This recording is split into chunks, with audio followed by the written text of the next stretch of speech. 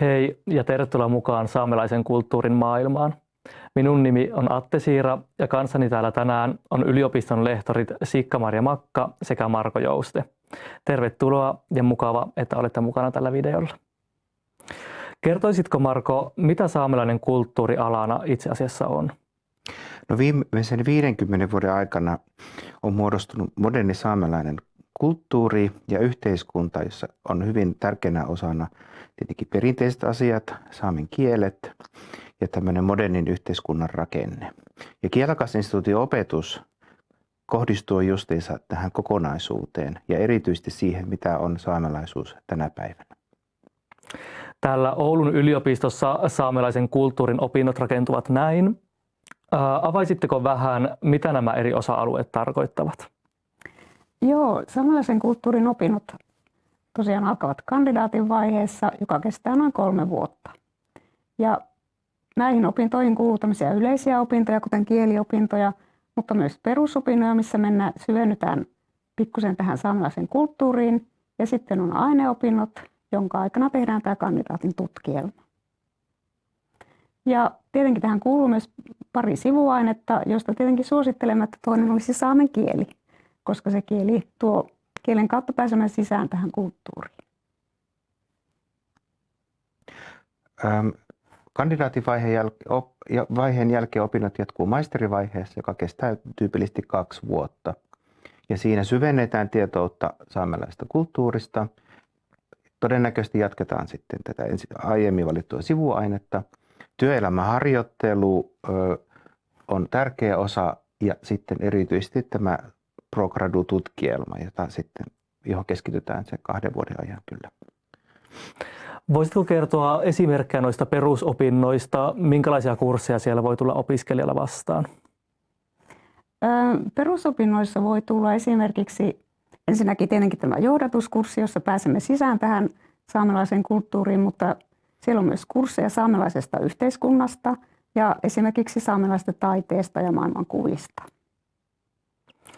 Te olette molemmat opettajia. Millaisia kursseja te opetatte?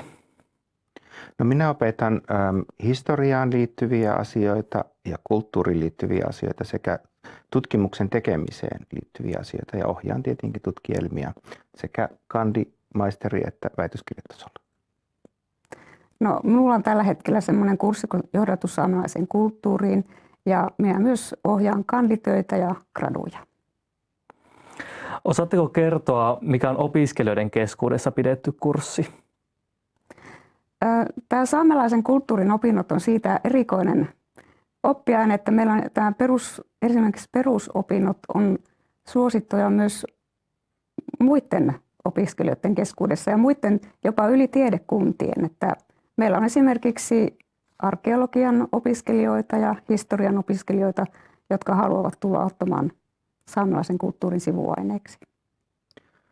Perusopinnot on erityisiä myös sen takia, että niin kuin suomalaisessa koulujärjestelmässä ylipäätänsä niin kuin suomalaisessa yhteiskunnassa tiedetään aika vähän saamelaisista ja saamelaista kulttuurista ja saamelaista historiasta ja kielestä, niin nämä antaa tämmöisen niin kuin laajan kokonaisuuden yhdellä kerralla, koko perusopinnot siis siihen, että mitä on saamelaisuus, minkälainen historia, miten se liittyy suomalaiseen niin kuin, kulttuuriin ja Skandinaaviaan ja Venäjään ja ylipäätänsä.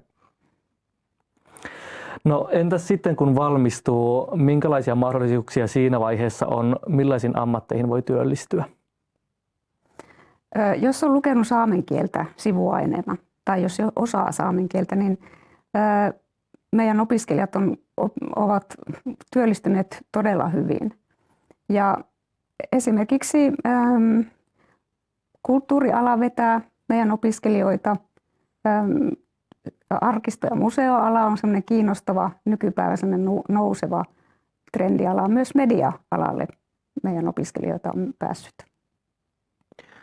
Saamelainen yhteiskunta tosiaan on tämmöinen edelleen kehittyvä ja rakentuva kokonaisuus, joka tarvitsee mahdottoman paljon työntekijöitä oikeastaan kaikille niin kuin kulttuurin ja yhteiskunnan hallinnon opetuksen alalle.